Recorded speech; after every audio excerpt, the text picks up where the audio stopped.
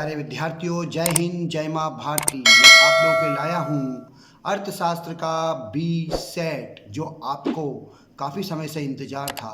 आपके उत्साह, आपके प्यार व आपके समर्थन को ध्यान में रखते हुए मैं ये बी सेट पेपर का, अर्थशास्त्र बी सेट पेपर का हल लेकर आया हूँ। आप बिना स्किप किए इसको पूरा वीडियो देखते हैं तो आपको 100% इसका लाभ मिलेगा। ये प्रश्न पत्र इस प्रकार से है। आप अगर मेरे चैनल पर नए हैं तो ये मेरे चैनल को सब्सक्राइब करें, लाइक करें, कमेंट्स करें, शेयर करें। मैं Sahu sir arts coaching class से साहू सर आप लोगों के लाया हूँ अर्थशास्त्र का संभावित वार्षिक test paper 2022-2023 set B. Set A मैं पहले बता चुका हूँ, मेरे डिस्क्रिप्शन में डाल चुका है। आप चाहो तो उससे इसको प्राप्त कर सकते हो। ये सेट ए और सेट बी दो पेपर हैं आपके। सेट बी पेपर इस प्रकार से है आपका, समझिएगा आप लोग। प्रश्न बनता है आपका, प्रश्न आएगा आपका वार्षिक टेस्ट पेपर 2022-2023 सेट बी हल 3 वर्ष 80 अंक, 1 से लेके 5 अंक प्रत्येक आपके कैसे होंगे, बहुविकल्पीय होंगे। पहला प्रश्न होगा आपका बहुविकल्पीय, इसमें होगा सबसे पहला आपका होगा उपभोक्ता व्यवहार का अध्ययन किया जाता है। उपभोक्ता व्यवहार का अध्ययन किया जाता है तो इसका सही अर्थ होगा, आप लिखोगे इसमें उपभोक्ता व्यवहार सूक्ष्म अर्थशास्त्र में। नंबर दूसरा, अर्थव्यवस्था की केंद्रीय समस्याएं हैं। अर्थव्यवस्था की केंद्रीय समस्याएं हैं तो क्या लिखोगे आप, क्या उत्पादन किया जाए, कैसे उत्पादन किया जाए, उत्पादन वस्तु का वितरण कैसे हो, उपरोक्त सभी। मांग में कौन सा तत्व निहित होता है, मांग में कौन सा तत्व, तो मांग में सभी तत्व निहित होते हैं। इसमें जो बताए गए हैं, वस्तु की इच्छा, एक निश्चित मूल्य, व्यय करने की तत्परता। ध्यान दीजिए, ऐसी वस्तुएं जिनका एक दूसरे के बदले प्रयोग किया जाता है वो कहलाती हैं, एक दूसरे के बदले में प्रयोग किया जाता है वो कहलाती है स्थानापन्न वस्तुएं। क्या कहलाएंगी, स्थानापन्न वस्तुएं। मांग का नियम कहलाता है, आ और बा दोनों है, गुणात्मक कथन व मात्रात्मक कथन दोनों कहलाएगा। काफ़ी के मूल्य में वृद्धि होगी तो चाय की मांग क्या होगी, बढ़ेगी, आप जानते ही हो। अगला आता है रिक्त स्थान बनेंगे आप लोग, रिक्त स्थान आएंगे आपके 7 अंक के। ध्यान दें, 7 रिक्त स्थान। देखो, विलासिता की वस्तुओं के लिए मांग की लोच होती है, लोचदार। दीर्घकाल में उत्पादन के सभी साधन परिवर्तित किए जा सकते हैं। सीमांत लागत केवल परिवर्तनशील लागतों पर निर्भर करती है। अगला चौथा आता है आपका अल्पकालीन और दीर्घकालीन अवधि में स्थिर लागतें होती हैं। उत्पादन की प्रति इकाई लागत को सीमांत लागत कहा जाता है। दूध जैसी वस्तुओं के लिए पूर्ति की लोच पूर्णतः कैसी होती है, बेलोचदार होती है। पूर्ति की कीमत लोच कितनी होती है, 5 मानी गई है। अब देखिए आप लोग, जोड़ी आएगी आपकी, वस्तु की मांग क्या लिखोगे इसमें, उपभोक्ता द्वारा की जाती है, वस्तु की पूर्ति उत्पादक द्वारा की जाती है। समष्टि अर्थशास्त्र तो इसका आपका आएगा मुख्य रूप से समष्टि दृष्टिकोण। व्यष्टि अर्थशास्त्र, इसका अर्थ आएगा एडम स्मिथ। आय विधि का अर्थ आएगा कारक भुगतान। इसका घरेलू आय कहलाएगी व्यक्तिगत आय। अब आपके सत्य होंगे, भविष्य में ब्याज दरों में वृद्धि बचतों को कम कर देती है। असत्य, जिस अनुपात में आय बढ़ती है उसी अनुपात में उपभोग वह नहीं बढ़ता है। असत्य, शिक्षा पर किया गया व्यय विकासात्मक व्यय है। सत्य, घाटे का बजट लाभदायक होता है। सत्य, यदि देशवासी विदेशों में स्टॉक शेयर क्रय करते हैं तो विदेशी विनिमय दर में विपक्ष में हो जाती है। क्या होगा इसका भी, सत्य। वस्तुओं का निर्यात चालू खाते की देनदारी होती है। सत्य। अब एक शब्द में उत्तर दीजिए। उत्पाद विधि का एक अन्य नाम क्या है, मूल्य वृद्धि विधि है। राष्ट्रीय को जनसंख्या में भाग देने पर क्या प्राप्त होता है, प्रति व्यक्ति आय। राष्ट्रीय आय का जनसंख्या में भाग देने पर क्या प्राप्त होता है, प्रति व्यक्ति आय। भारतीय बैंकिंग व्यवस्था का शीर्षक स्थान, भारतीय बैंकिंग व्यवस्था का शीर्षक स्थान कौन सा बैंक है, आरबीआई, भारतीय रिजर्व बैंक। अल्पकाल में प्रभावपूर्ण मांग बढ़ने हेतु किससे बढ़ाना संभव नहीं होता है, समग्र पूर्ति को 1 - एपीसी के बराबर होता है। क्या होता है, उत्तर एपीएस। ध्यान देना आप लोग, उत्तर एपीएस। पूंजी की सीमांत दर किसके बराबर होती है, औसत दर के बराबर होती है। पूर्ण रोजगार हेतु किसमें वृद्धि आवश्यक होगी, प्रभावपूर्ण मांग में आवश्यक होगी। जय हिंद। देखिए बेटा, आप लोग अगला प्रश्न बनता है 6 से 15 तक आप लोगों का 2 अंक के, इसमें 30 शब्द में लिखना होगा आपको, मतलब 30 शब्द का अर्थ होता है 2 या 3 लाइन, या फिर जो पूछा जाए उसका आंसर। व्यष्टि अर्थशास्त्र समष्टि अर्थशास्त्र को संक्षेप में समझाइए। तो लिखेंगे हम व्यष्टि अर्थशास्त्र में छोटी छोटी इकाइयों का अध्ययन किया जाता है, जैसे एक व्यक्ति, एक परिवार, एक फर्म, एक उद्योग। अगला आता है समष्टि अर्थशास्त्र। समष्टि अर्थशास्त्र में अर्थशास्त्र की इकाइयों के योग अथवा राष्ट्रीय योग का अध्ययन किया जाता है, कुल राष्ट्रीय आय, कुल रोजगार, विनियोग, कुल उपभोग आदि। अर्थव्यवस्था की केंद्रीय समस्याएं क्या है? अर्थव्यवस्था की केंद्रीय समस्या क्या है, बनेगा प्रश्न है आपका। तो केंद्रीय समस्या क्या है? एक अर्थव्यवस्था की केंद्रीय समस्या है किन वस्तुओं का उत्पादन किया जाए, उत्पादन का ढंग क्या हो, उत्पादन किन लोगों के लिए किया जाए, पूर्ण रोजगार के स्तर की स्थापना कैसे हो, संसाधनों के उपयोग, उत्पादन के वितरण में कुशलता कैसे प्राप्त हो तथा आर्थिक विकास की प्रक्रिया कैसे तेज हो, यही सभी एक अर्थव्यवस्था की केंद्रीय समस्याएं हैं। ध्यान देना आप लोग। अगला आता है औसत लागत वक्र यू आकार के क्यों होते हैं? 2 नंबर पूछा गया है, तो कितना लिखोगे आप? लागत वक्र यू आकार के निम्न बचत जैसे होते हैं: तकनीकी बचतें, श्रम संबंधी बचतें, प्रबंधकीय बचतें, विपणन बचतें के कारण से लागत वक्र कैसे होते हैं? यू आकार के होते हैं। ध्यान दें आप। स्थिर लागत या परिवर्तनशील लागत का एक एक उदाहरण दीजिए। तो स्थिर लागत वह होती है जिसकी कुल राशि अल्पकाल में उत्पादन की मात्रा में परिवर्तन होने पर भी पूर्णतः अपरिवर्तित रहती है। उदाहरण की बात करें हम तो उदाहरण आएगा इसमें मशीन, यंत्र, भूमि, बीमा शुल्क, सफाई, पानी आदि। ये कैसे हैं? आपके स्थिर लागत हैं आप लोगों की। ध्यान दें आप। उच्चतम सीमा निर्धारित कीमत किसे कहते हैं? उच्चतम निर्धारित कीमत किसे कहते हैं? किसी वस्तु या सेवा का सरकार द्वारा निर्धारित कीमत की ऊपरी सीमा को उच्चतम निर्धारित कीमत कहते हैं। निम्नतम निर्धारित कीमत सरकार द्वारा किसी वस्तु या सेवा के लिए न्यूनतम सीमा को निम्नतम निर्धारित सीमा कहा जाता है। अगला बनता है अधिमांग व अधिपूर्ति में अंतर लिखिए। अधिमांग व अधिपूर्ति में अंतर। अधिमांग अधिपूर्ति यदि उस कीमत पर बाजार मांग बाजार पूर्ति से अधिक हो तो उस कीमत पर बाजार में क्या होगी? अधिमांग, मतलब ज़्यादा मांग होगी। जबकि किसी कीमत पर बाजार पूर्ति बाजार मांग से अधिक हो तो उस कीमत पर बाजार में क्या होगी? अधिपूर्ति होगी। वो एक दूसरे का उल्टा है, ज़्यादा कुछ नहीं बेटा, ध्यान दें आप लोग। बाजार मूल्य और सामान्य मूल्य में अंतर। बाजार मूल्य से अल्पकालीन एवं वास्तविक मूल्य होता है, जबकि बाजार मूल्य का निर्धारण मांग एवं पूर्ति के अस्थायी संतुलन द्वारा होता है। बाजार मूल्य पुनरुत्पादनीय, गैर उत्पादनीय दोनों प्रकार की वस्तु के होते हैं, जबकि सामान्य मूल्य दीर्घकालीन एवं अल्पकालीन होता है। सामान्य मूल्य का निर्धारण मांग और पूर्ति के संतुलन द्वारा स्थापित होता है। सामान्य मूल्य के निर्धारण में मांग की अपेक्षा पूर्ति अधिक प्रभावशील होती है। ध्यान देना आप लोग। आगे आता है अगला आपका पॉइंट, अर्थव्यवस्था के 4 क्षेत्रों के नाम लिखिए।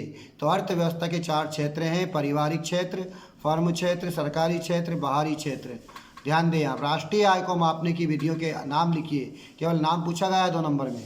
तो राष्ट्रीय आय की गणना उत्पाद विधि, आय विधि तथा व्यय विधि की गणना के द्वारा की जाती है। मूल्यह्रास क्या है? संक्षेप में समझाइए।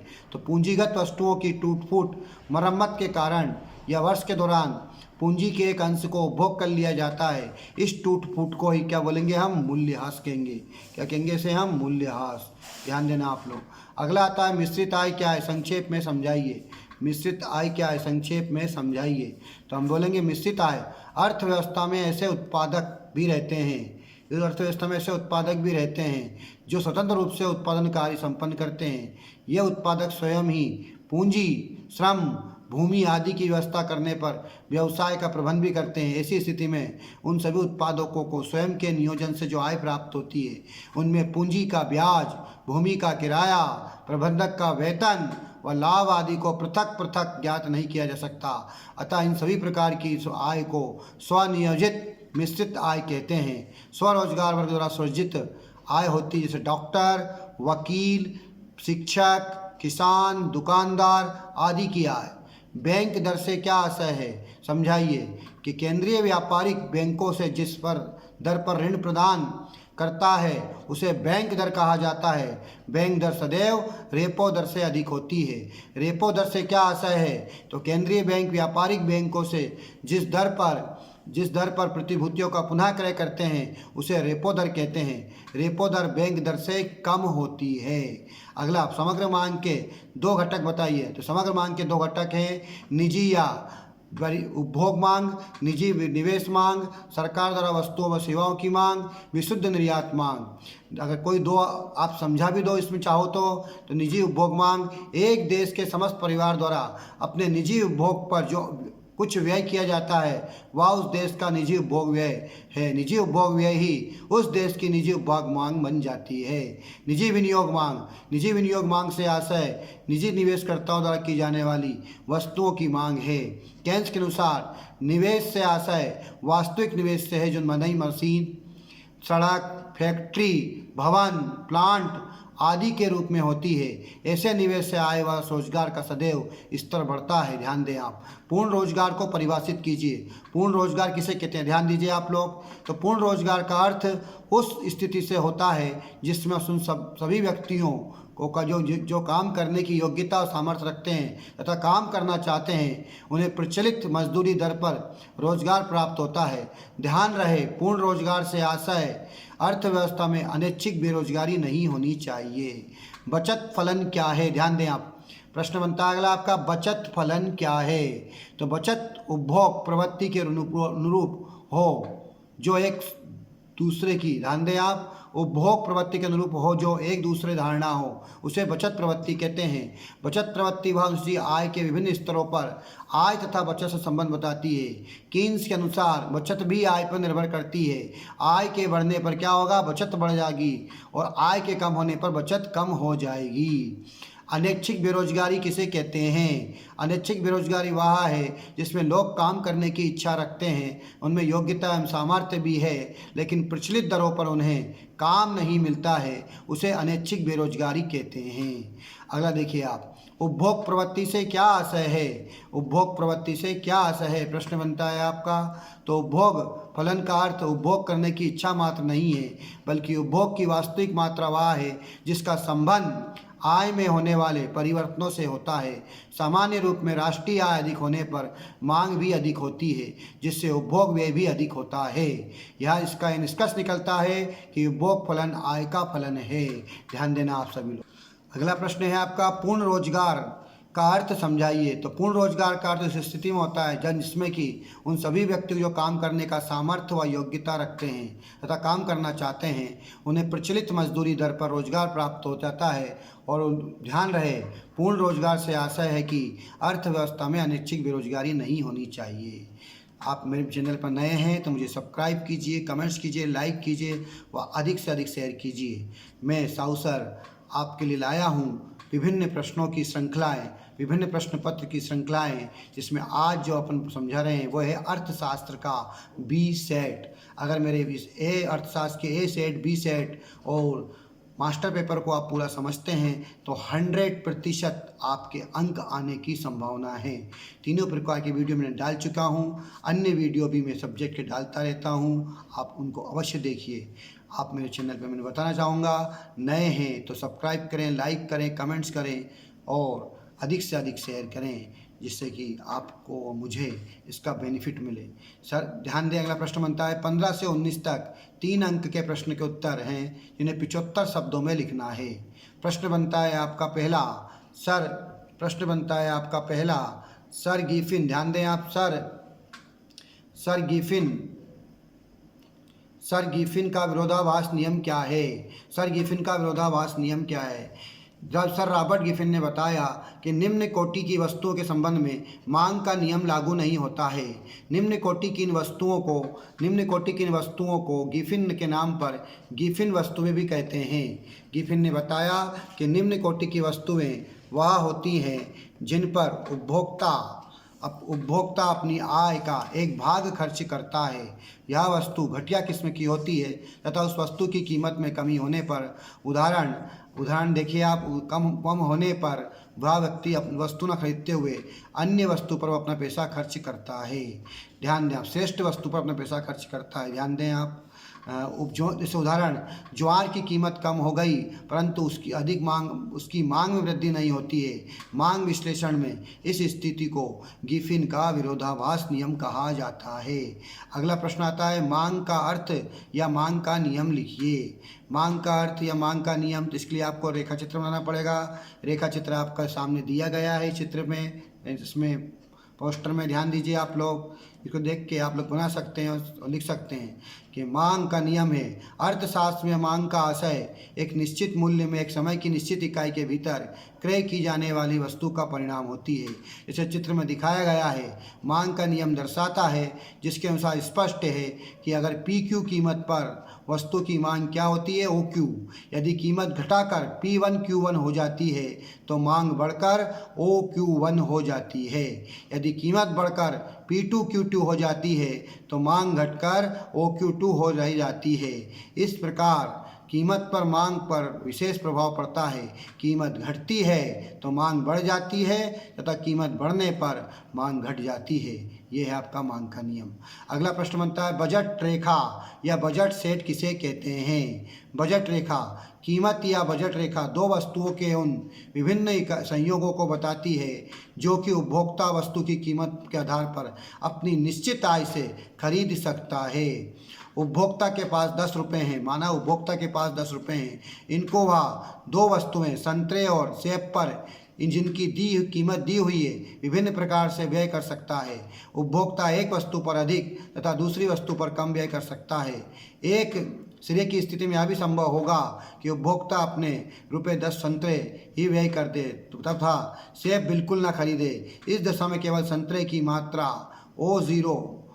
OA मात्र खरीदेगा, जैसे चित्र में स्पष्ट है। चित्र दिया गया है सामने आपके, देखिए। दूसरे सिरे की स्थिति में या तो हो सकता है कि वो अपने 10 रुपये की कीमत समस्त आय को सेब पर व्यय करे, संतरे बिल्कुल ना खरीदे। इस स्थिति में वह सेब की OB मात्रा खरीद सकता है, जैसे चित्र में स्पष्ट किया गया है। यदि इन दोनों सिरों के A और B बिंदु को मिला दिया जाए तो हमें एक रेखा प्राप्त होगी जिसे कीमत रेखा या बजट रेखा कहते हैं। मांग के नियम के अपवाद लिखिए। प्रश्न बनता है अगला 3 नंबर में, मांग के नियम के अपवाद लिखिए। तो मांग के नियम लिखेंगे हम। कुछ दशाओं में मांग का नियम क्रियाशील नहीं होता है। वस्तु की कीमत कम होने पर मांग बढ़ने की बजाय मांग कम हो जाती है तथा कीमत बढ़ने पर घटने की बजाय बढ़ जाती है। ऐसी दशा में मांग वक्र नीचे की ओर झुकने की बजाय ऊपर की ओर उठता हुआ होता है। ऐसी स्थिति को मांग के नियम का क्या कहते हैं? अपवाद कहते हैं, जो निम्नलिखित है। भविष्य में मूल्य वृद्धि की आशा, प्रतिष्ठा सूचक या मूलक वस्तुएं, अनिवार्य वस्तुएं व अज्ञानता के कारण, या गिफिन का विरोधाभास नियम। कोई भी 3 पॉइंट लिख दें आप, 3 नंबर में है, ज़्यादा दिक्कत नहीं, आपको पूरे नंबर मिलेंगे। भविष्य में मूल्य वृद्धि की आशा, भविष्य यदि उपभोक्ता को वस्तु के मूल्य बढ़ने की आशंका होती है तो वह बढ़ी हुई कीमतों पर भी वस्तु की अधिक मांग करने लगता है, जिससे मांग का नियम लागू नहीं होता है। प्रतिष्ठा सूचक या मूलक वस्तुएं, यदि मान प्रतिष्ठा शानो शौकत बढ़ाने वाली वस्तुएं जैसे हीरे जवाहरात आभूषण आदि की कीमत बढ़ोतरी होने पर से इन्हें धनी या अमीर व्यक्ति बढ़ी हुई कीमत पर खरीदता है, इस तरह मांग का नियम लागू नहीं होता है। अनिवार्य व अज्ञानता के कारण अनिवार्य वस्तु की कीमत में कमी बढ़ोतरी पर मांग का कोई प्रभाव नहीं पड़ता है। अनेक बार व्यक्ति अज्ञानता के कारण वस्तु की कीमत कम होने पर उसे नहीं खरीदता है क्योंकि उसे वह घटिया समझता है। ऐसी दशा में मांग का नियम लागू नहीं होता है। अगला प्रश्न बनता है, पूर्ण प्रतियोगिता बाजार किसे कहते हैं? ध्यान दीजिए आप लोग। जब किसी वस्तु के क्रेताओं विक्रेताओं के बीच पूर्ण प्रतियोगिता पाई जाती है तो उसे हम पूर्ण बाजार कहते हैं। पूर्ण बाजार की विशेषताएं इस प्रकार है, कोई 3 विशेषता लिख देना आप लोग, मैं 5 विशेषता बता रहा हूँ आपको। नंबर 1, क्रेताओं और विक्रेताओं की संख्या बहुत अधिक होती है। सभी क्रेताओं विक्रेताओं को बाजार की पूर्ण जानकारी होती है। वस्तुएं सभी प्रकार से एक रूप में प्राप्त होती है। क्रेता विक्रेताओं अत्यंत समीप होते हैं, जिसके कारण यातायात लागतों को नगण्य माना जाता है। क्रेता विक्रेता में से कोई भी वस्तु के मूल्य को प्रभावित नहीं कर सकता है। उपयुक्त विशेषताओं के कारण पूर्ण बाजार में किसी वस्तु की कीमत एक ही होती है। वास्तव में यह एक काल्पनिक बाजार है जो वास्तविक जीवन में दिखने को नहीं मिलता है। अगला आता है पूर्ति की कीमत लोच को विभिन्न श्रेणियों की रेखा चित्र द्वारा स्पष्ट कीजिए। इससे बड़ा प्रश्न नहीं आता, लेकिन फिर भी कभी आता है तो आप एक या दो आपसे पूछ सकता है, उसका रेखा चित्र आप बना देंगे। सामने आपको बोर्ड पे दिया गया है, मैंने बना दिए गए हैं चित्र, रेखा चित्र। ध्यान दें, पूर्ति की लोच को विभिन्न प्रकार 5 प्रकार निम्न प्रकार से: पूर्णतः लोचदार पूर्ति, अत्यधिक लोचदार पूर्ति, लोचदार पूर्ति, बेलोचदार पूर्ति या पूर्णतः बेलोचदार पूर्ति। पूर्णतः लोचदार पूर्ति, ध्यान दें आप, जब किसी वस्तु की कीमत में परिवर्तन न होने पर या अत्यंत सूक्ष्म परिवर्तन होने पर भी पूर्ति में अत्यधिक परिवर्तन हो जाए तब ऐसी पूर्ति को पूर्णतः लोचदार पूर्ति कहा जाता है। इस प्रकार की पूर्ति को काल्पनिक पूर्ति कहते हैं तथा वास्तविक जीवन में कभी देखने को नहीं आती। इस चित्र में दिया गया चित्र देखिए आप लोग। अत्यधिक लोचदार पूर्ति, जब किसी वस्तु की पूर्ति में अनुपातिक परिवर्तन उसकी कीमत में होने वाले अनुपातिक परिवर्तन से अधिक हो। उदाहरण, यदि किसी वस्तु की कीमत में 10% की कमी होती है जिसके फलस्वरूप उसकी पूर्ति 25% कम हो जाती है, तो ऐसी पूर्ति को क्या कहेंगे हम? अत्यधिक लोचदार कहेंगे। इसे इकाई से अधिक कहेंगे हम। ध्यान दें, आप चित्र दिखाया गया है इसमें आपको।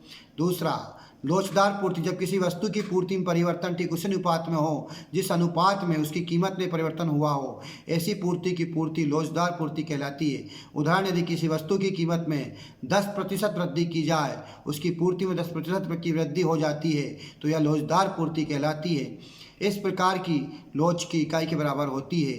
बेलोचदार पूर्ति, जब किसी वस्तु की पूर्ति में अनुपातिक परिवर्तन उसकी कीमत में होने वाले अनुपातिक परिवर्तन से कम होती हो, तो ऐसी पूर्ति को हम बेलोचदार पूर्ति कहेंगे।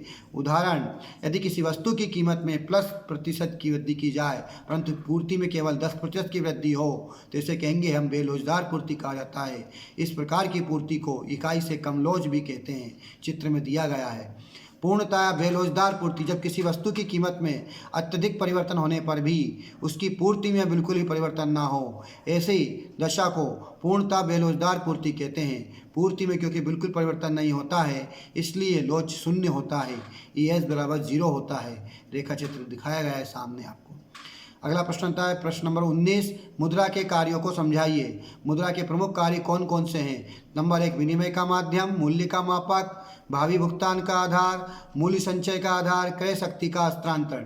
3 नंबर में है तो मात्र आप इसको 3 भी लिख सकते हैं। आप 3 की डिटेल कर सकते हैं आप। विनिमय का माध्यम तो लिखेंगे मुद्रा का सबसे महत्वपूर्ण कार्य विनिमय का माध्यम होता है। मुद्रा ने विनिमय माध्यम का कार्य करके वस्तु विनिमय की अर्थव्यवस्था की कठिनाइयों को मुक्त कर दिया है। मूल्य मापक, वस्तु विनिमय प्रणाली की एक बड़ी कठिनाई यह निर्णय करना था कि एक वस्तु की दी हुई मात्रा के बदले में दूसरी वस्तु की कितनी मात्रा प्राप्त होनी चाहिए। मुद्रा ने सामान्य मूल्य मापक का कार्य करके समाज को इस दुविधा से मुक्त कर दिया है। भावी भुगतान का आधार, भविष्य में भुगतान का आधार, मुद्रा वर्तमान भुगतान को समाप्त करने के अलावा भावी भुगतान का भी आधार है। ऐसी वस्तु जिसके आधार पर भावी भुगतान का हिसाब इस प्रकार रखा जा सकता है कि ऋणी एवं ऋणदाता को हानि ना हो। अगला आता है प्रश्न आपका, वस्तु विनिमय प्रणाली की कठिनाइयाँ लिखिए। तो वस्तुओं का आपस में वस्तुओं से होने वाला प्रत्यक्ष विनिमय ही वस्तु विनिमय प्रणाली कहलाती है।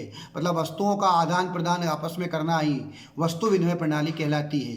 जिस समय मुद्रा नहीं थी तब इस प्रकार का कार्य किया जाता था। मुख्य रूप से हम बात करें विनिमय प्रणाली की कमियां या कठिनाइयाँ निम्न प्रकार से हैं। विभाजकता का अभाव, सर्वमान्य मापक का अभाव, भावी भुगतान में कठिनाइयाँ, धन संग्रह हस्तांतरण में कठिनाइयाँ, दोहरे सहयोग का अभाव। कोई 3 लिखना है आपको तो ध्यान दें आप।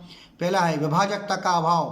कुछ वस्तुएं ऐसी होती हैं जिनमें विभाजन के गुण के अभाव पाए जाते हैं। ऐसे में या तो एक पक्ष को हानि उठानी पड़ती है या फिर विनिमय ही नहीं हो पाता है। सर्वमान्य मापक का अभाव, वस्तु विनिमय प्रणाली में सर्वमान्य मूल्य मापक का अभाव था। इस स्थिति में निर्णय करना कठिन होता है कि एक वस्तु के बदले में दूसरी वस्तु की कितनी मात्रा दी जाए।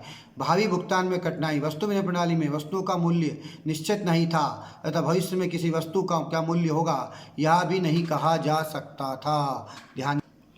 जय हिंद, जय माँ भारती। प्यारे विद्यार्थियों में बताना चाहूँगा, आप इस चैनल पर नए हैं तो मेरे चैनल को सब्सक्राइब कीजिए, लाइक कीजिए, कमेंट्स कीजिए, शेयर कीजिए, है ना। आप इस पूरे वीडियो को देखते हैं बिना स्किप किए या सुनते हैं तो आप मान लीजिए अर्थशास्त्र में आप 100% सफलता प्राप्त करेंगे।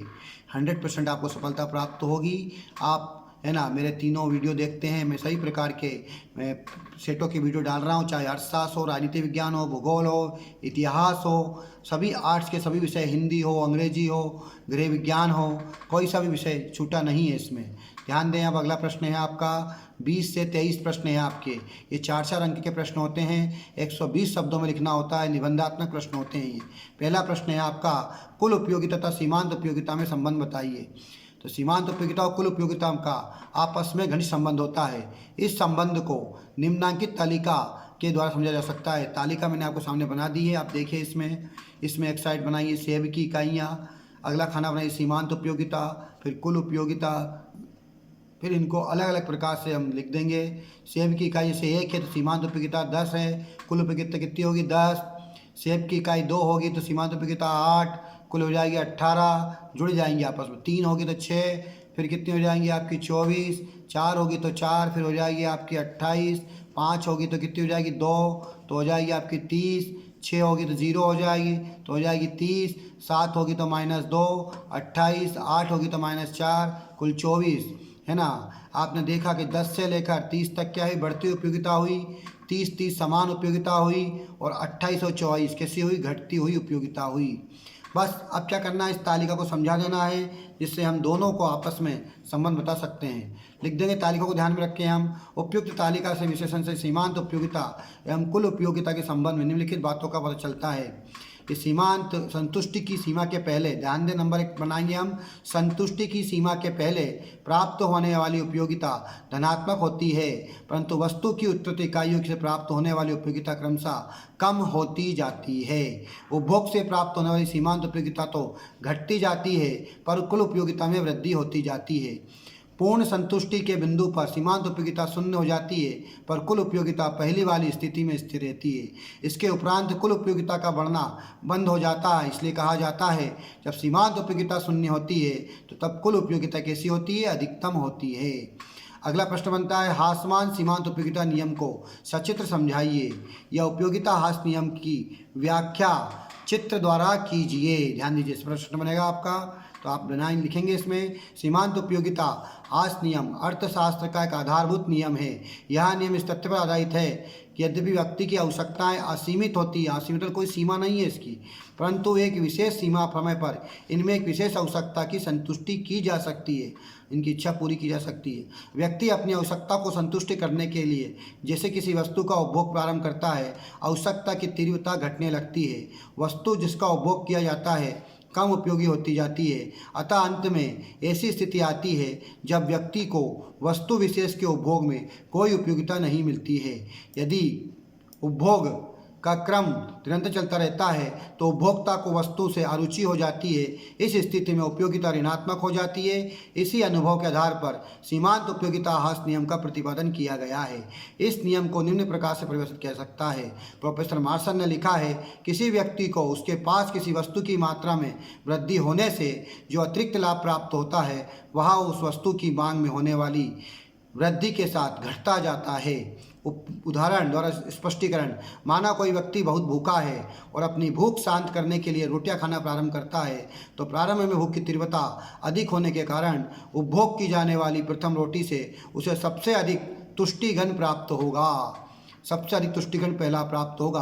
पहली रोटी खाने के बाद उसकी भूख भी तीव्रता कम हो जाएगी, अतः दूसरी रोटी की उपयोगिता पहली रोटी की अपेक्षा कम होगी। इस प्रकार प्रत्येक रोटी में उसे पहले रोटी की अपेक्षा कम तुष्टिगण प्राप्त होता है। जब छठी रोटी खाता है तो तुष्टिगण 0 हो जाता है तथा कुल उपयोगिता बढ़ना रुक जाती है। यह पूर्ण तृप्ति की अवस्था या पूर्ण तृप्ति का बिंदु कहलाता है। बुद्धिमान व्यक्ति इसी बिंदु पर उपभोग करना बंद कर देता है, परंतु यदि 7वीं रोटी खाता है तो सीमांत व तुष्टिगण ऋणात्मक हो जाता है। रेखा चित्र में सीमांत उपयोगिता हास्य नियम को प्रदर्शित किया गया। सामने देखिए आप, रेखा चित्र बनाया गया है ना। इसमें बताया गया है कि OX अक्ष पर रोटियों की इकाइयाँ, है ना, OY अक्ष पर सीमांत उपयोगिता प्रदर्शित की गई है। चित्र में ABCDEFG सीमांत उपयोगिता वक्र खींचा गया है। AB रेखा बढ़ती हुई सीमांत उपयोगिता को प्रदर्शित करता है। BCDEF क्रमगत उपयोगिता को हास प्रदर्शित करता है। F क्या है आपका, पूर्ण तुष्टि का बिंदु है। यह कुल प्रयोग किया जाता है। एक सीमा के बाद कुल उपयोगिता घटती हुई दर से क्या हो, बढ़ती है। ध्यान दें आप। अगला प्रश्न बनता है आपका 21वां, पैमाने के बढ़ते प्रतिफल के क्या कारण, उदाहरण सहित व्याख्या कीजिए। तो ध्यान जी लिखेंगे आप, पैमाने के प्रतिफल का अंतर्गत हम इस बात का अध्ययन करते हैं जब किसी वस्तु के उत्पादन में प्रयोग होने वाले सभी साधनों को बढ़ाया जाए तो इसका उत्पादन पर क्या प्रभाव पड़ता है। दीर्घकाल में उत्पादन के सभी साधन परिवर्तनशील होते हैं। दीर्घकाल में कुल उत्पादन का अध्ययन किया जाता है। पैमाने के प्रतिफल के नियम के उत्पादन में सभी साधनों को एक साथ एक अनुपात में परिवर्तित करते हैं जिससे उनके संयोजन के अनुपात में कोई अंतर नहीं आता है। इन नियमों की 3 अवस्थाएं प्राप्त होती जो निम्नलिखित है। नंबर 1, पैमाने का बढ़ता प्रतिफल, पैमाने का घटता प्रतिफल या पैमाने का समान प्रतिफल। पैमाने का बढ़ता प्रतिफल, ध्यान दें आप, हम लिख सकते हैं तो पैमाने का बढ़ता प्रतिफल का अर्थ है साधन की वृद्धि में उत्पादन में अधिक अनुपात में वृद्धि। उदाहरण के लिए यदि सभी साधनों को 20% वृद्धि कर दी जाए, उसके फलस्वरूप उत्पादन 30% बढ़ जाए तो यह पैमाने का प्रतिफल की अवस्था कही जाएगी। इसे रेखा चित्र द्वारा स्पष्ट किया गया है। एक शख्स पर श्रम की, देखो ध्यान दीजिए आप, रेखा चित्र सामने है। एक शख्स की श्रम की इकाई, श्रम की मात्रा एल तथा वाई अक्ष पर पूंजी की मात्रा सी को दर्शाया गया है। LQ1, LQ2, LQ3 तथा LQ4 सम उत्पाद रेखाएं हैं जो उत्पादन की समान इकाइयों को प्रदर्शित करती है। ये रेखाएं उत्पादन में समान वृद्धि की दर्शाती किंतु उत्पादन की मात्रा में इन समान वृद्धि को पाने के लिए पूंजी व श्रम की मात्रा में की जाने वाली वृद्धि उत्तरोत्तर घटती जा रही है। अर्थात श्रम व पूंजी की मात्रा में की जाने वाली वृद्धि की अपेक्षा उत्पादन की मात्रा में होने वाली वृद्धि की अधिक, यही व्यवस्था पैमाने के बढ़ते हुए प्रतिफल की अवस्था कहलाती है। अगला प्रश्न देखिए, निम्नलिखित तालिका श्रम का सीमांत उत्पादन अनुसूची को बताती है। इसके आधार पर श्रम की कुल उत्पादन अनुसूची बताइए। देखो उसे कैसे समझेंगे, हम समझें आप लोग। श्रम की इकाइयाँ देखो दी गई है इसके अंदर, श्रम की इकाइयाँ जब देखो आप लोग प्रश्न में 1, 2, 3, 4, 5 सीमांत उत्पादन दिया गया, 10, 18, 25 और 10 और 5। फिर कुल उत्पादन लिखना है आपको, कितना है, पहले में आएगा 10, दूसरे में आएगा 28, जोड़ते जाएं आप 10 और 18, फिर कितना हो जाएगा आपका, ध्यान दें आप, तो 18 और 25 कितना, 43, फिर 43 और 10 कितना हो जाएगा, 53, फिर 53 और 5 कितना हो जाएगा, 58। इस प्रकार से ये आपका श्रम तालिका बन जाएगी। प्रश्न नंबर 22 बनेगा आपका, राजस्व पूंजीगत प्राप्तियों में अंतर लिखिए। राजस्व प्राप्त पूंजीगत प्राप्तियां किसे कहते हैं। तो राजस्व प्राप्तियों में सरकार के न तो किसी प्रकार का दायित्व में वृद्धि होती है, ना ही किसी प्रकार की संपत्ति में कमी होती है। पूंजीगत प्राप्तियों में सरकार के दायित्व में वृद्धि हो जाती है तो सरकार की परिसंपत्ति में कमी हो जाती है। राजस्व, ध्यान दें आप, राजस्व प्राप्तियां नियमित कैसी होती है, नियमित तथा आवृत्ति प्रकृति की होती है, मतलब बार बार मिलती है आपको। ध्यान दें आप, पूंजीगत प्राप्तियां अनियमित तथा अनावर्ती प्रकृति की होती है। राजस्व प्राप्तियां अशोध्य होती है अर्थात इन्हें भविष्य में लौटाने का दायित्व नहीं होता है। देखिए पूंजीगत प्राप्तियां शोध्य होती है अर्थात इन्हें भविष्य में लौटाने का दायित्व होता है। राजस्व प्राप्तियां अल्पकालिक या 1 वर्ष के लिए होती है, पूंजीगत प्राप्तियां दीर्घकालिक या 1 वर्ष से अधिक अवधि की होती है। राजस्व प्राप्ति के प्रमुख साधन या स्रोत हैं आय कर, निगम कर, वस्तु एवं सेवा पर कर, गैर कर, राजस्व कर। पूंजीगत प्राप्ति के प्रमुख साधन स्रोत हैं, ध्यान दें, ऋण की वसूली, विनिवेश, उधारियाँ इत्यादि। अब योजनागत व्यय और गैर योजनागत व्यय में अंतर लिखिए। ऐसा बन सकता है अथवा में, तो वो योजनागत व्यय को हम बोलते हैं, विकासात्मक व्यय भी बोलते हैं। व्यय जो देश के विकास के लिए खर्च किए जाते हैं उन्हें हम योजनागत व्यय कहते हैं। जैसे शिक्षा, चिकित्सा, उद्योग, कृषि, वाहन, परिवहन, सड़कों, नहरों, ग्रामीण विकास, जन कल्याण, बिजली आदि के विकास पर खर्च की जाने वाली राशि।